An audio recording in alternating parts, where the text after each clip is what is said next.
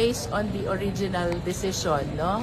It was provided by the Supreme Court na February 6, 2026, lapse ang one-year prohibition period and a second impeachment complaint can be filed already, no?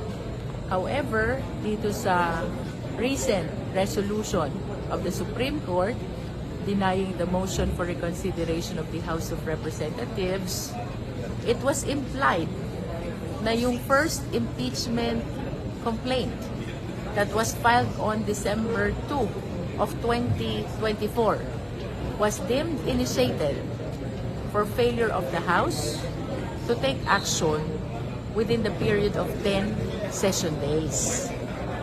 Yung session days, medyo nagkaroon din ng changes doon because it is now equivalent to calendar days when the House of Representatives have sessions, no?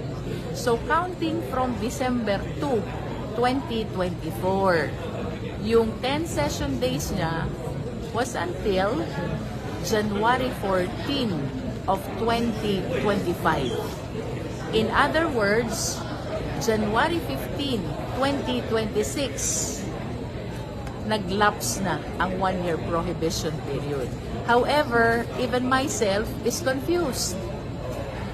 Alin yung susundin natin? Is it the February 6, 2026 na nasa original decision?